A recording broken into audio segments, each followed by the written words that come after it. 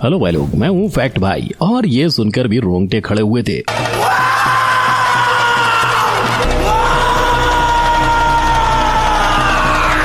और अब कंतारा के एक लुक ने रोंगटे खड़े कर दिए हैं। पर फर्स्ट लुक देखकर सब परशुराम या शिवजी के वंशज होने की डिबेट में अटक गए हैं। लेकिन इसकी डिकोडिंग से पहले फैक्ट भाई इस सीन पे लाइट डालेगा,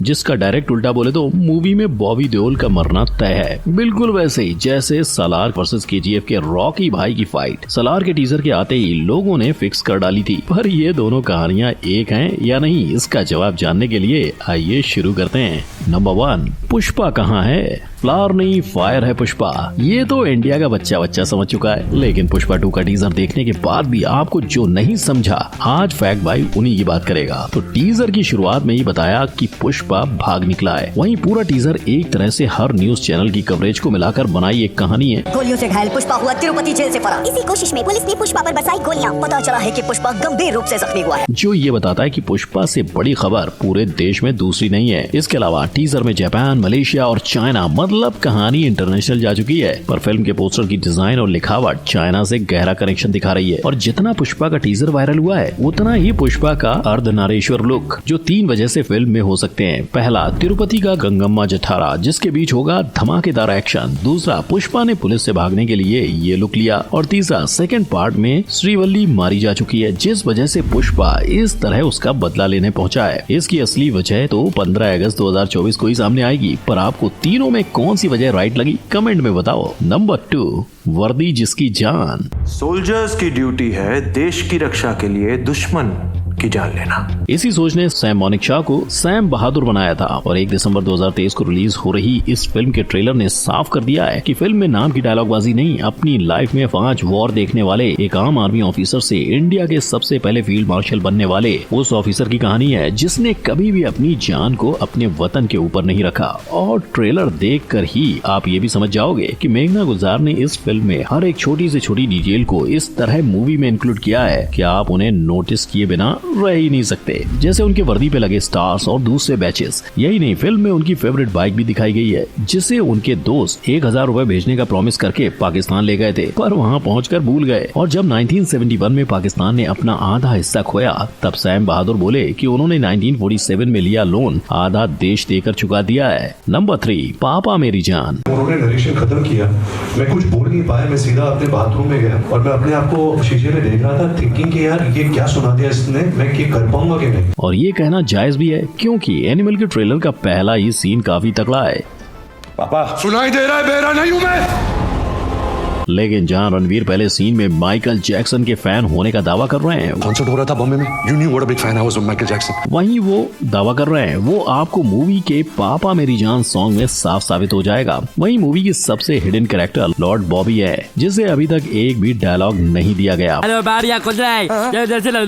ऐसे हिंदी में बोलेगा तो समझ में आएगा ना। मगर खबरों के मुताबिक शायद ये मूवी में एक म्यूट विलेन का रोल प्ले करेंगे। और पूरे ट्रेलर की हाइलाइट्स की अगर बात करें तो वो थी बॉबी और रणवीर की फाइट। मगर इसमें भी एक हिडन मैसेज है। इसमें बॉबी रणवीर को बेरहमी से मारते हैं और वही सीन कट किया गया है। परफेक्ट भाई की माने तो भाई लोग ये सीन देखो, ये वही फॉर्मल पैंट है जो रणवीर ने उस फाइट में पहनी है। और पापा में जान के आखिरी सीन में जो प्लेन दिखाया था, शायद उसमें रणवीर बॉबी को ही मार के वापस आ रहे होंगे। पर इस सब के बीच बॉबी का ये नेकलेस और एनिमल मूवी के लोगों के सेम आकार होने के फैक्ट को भी नजरअंदाज नहीं किया जा सकता। नंबर 4, प्रीक्वल से सीक्वल तक रॉकी भाई वर्सेस सालार होगा। ये सवाल लोगों के दिलों में तब से है जब से सालार का पहला लुक सामने आया था। और टीजर के बाद तो लोग रुके ही नहीं। किसी ने केजीएफ के आर्मी सीन को कंपेयर करके सेम बताया, तो किसी ने कहा कि केजीएफ का फरमान मरा नहीं और वही बनेगा सालार। लेकिन सालार के सीक्वल के साथ दोनों फिल्मों में गरुड़ा के होने से इसके प्रीक्वल की थ्योरी भी आई है। पर बेस्ट थ्योरी अवार्ड तो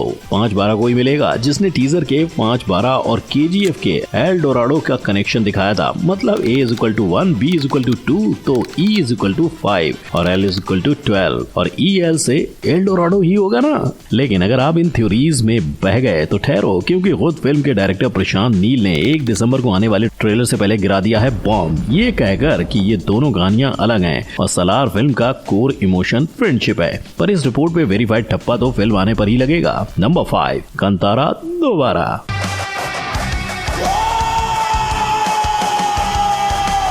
ये आवाज कई दिनों तक थिएटर्स में गूंजती रही, इतनी कि 16 करोड़ में बनने वाली कंतारा को लोगों ने करीबन 400 करोड़ दिलवा दिए। और वही मैजिक दोहराने कंतारा चैप्टर 1 आ रहा है, और जहां पहला मूवी सस्ते में बनाया था, वहां दूसरे मूवी के पहले 125 करोड़ खर्च किए जा रहे हैं। इसके साथ साथ मूवी के बारे में बताया जा रहा है कि ये कंतारा का प्रीक्वल यानी पहले की स्टोरी रहेगी। और अगर आपने इस पर ध्यान दिया होगा तो इस परिवार का साम्राज्य 4वीं सदी में था। इस परिवार के वॉरियर्स 3 आंखों वाले और 4 हाथों वाले थे, और कहा जाता है कि इनका जन्म शिव भगवान के पसीने से हुआ था। वहीं दूसरी थ्योरी कहती है कि कदम्बाज शिव भगवान और भूदेवी की संतान है, और ऐसी ही डिटेल मूवी के पोस्टर में भी छुपी हुई है, जिसमें एक सर्कल में से कई डकैत लड़ाई के लिए आते हैं, वैसा ही सर्कल जैसे कंतारा में दिखाया गया था। मतलब एक बात तो तय है कि दोनों ही मूवीज आपस में जुड़ी होंगी। नंबर 6 डंकी। पूरा हिंदुस्तान आज लुटपुट गया है, क्योंकि SRK का 2023 में तीसरा मूवी जो आ रही है। पहला ऐसे 2004 में हुआ था, जब स्वदेश, वीर ज़ारा और मैं हूं ना एक ही साल रिलीज हुई थी। पर डंकी SRK की सबसे यूनिक मूवी में से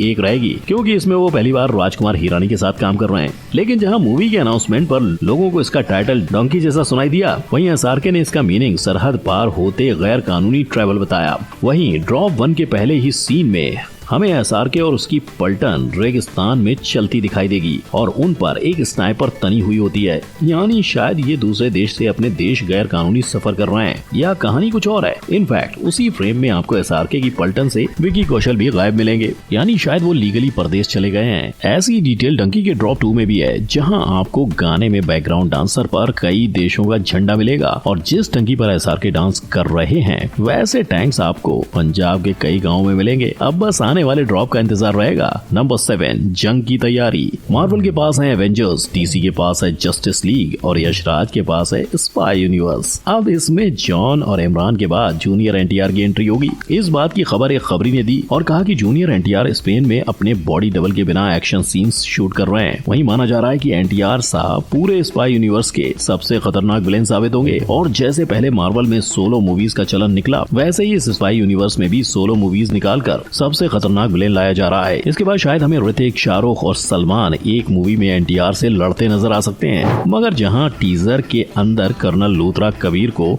एक डार्क मिशन पर भेज रहे हैं, वो अंधेरे में रहता है कबीर, उसे रोकने के लिए तुम्हें भी उसी अंधेरे में उतरना पड़ेगा। वहीं टीजर के अंत में हमें कबीर ही एक विलेन के तौर पर बताया जाता है। पर क्या ये सब एक सोची समझी चाल होगी, और क्या स्पाई यूनिवर्स बस एक सस्ता एवेंजर है? कमेंट में जरूर बताना। नंबर 8 जंगल का कांड। 20 दिसंबर 2024 अभी से अपने कैलेंडर पर मार्क कर लो, क्योंकि 9 सालों के बाद वेलकम का वेलकम होने वाला है। और अगर अक्षय कुमार की बात करें तो भाई लोग, वो इस फ्रेंचाइजी में लगभग 17 साल के बाद नजर आने वाले हैं। इतना ही नहीं, इस मूवी में फेमस सर्किट और मुन्ना की जोड़ी भी दोबारा दिखाई देगी। पर गौर करने वाली बात यह है कि इस मूवी का नाम वेलकम टू द जंगल है, ना कि वेलकम 3 यानी नो सीक्वल। और जहां तक इस मूवी की स्टोरी का सवाल है तो IMDb पर वो ऑलरेडी डाल दी गई है। इसमें 2 पुलिस वाले जय और संध्या राज सोलंकी नाम के एक विलेन को पकड़ने निकलते हैं, पर फिर पता चलता है कि जय बख्शी की जिंदगी में राज की एक खास जगह रह चुकी है। मगर क्या लगता है, वेलकम के टीजर में उल्टा खड़ा इंसान उदय शेट्टी है या मजनू भाई? तो भाई लोग, ये थी वो फिल्में जिनके ट्रेलर तो आपने देखे थे, पर आज उनमें छुपे हुए राज देखकर आप हिल गए होंगे, राइट? वेल, आप इन सारी फिल्मों में से किस फिल्म के लिए सबसे ज्यादा एक्साइटेड हैं? तो कमेंट करके जरूर बताएं। और अभी आई बटन पर क्लिक करने पे आपको मिलेगा आपके फेवरेट स्टार के लाइव टीवी पर बताए राज का पर्दाफाश, बिल्कुल फ्री फ्री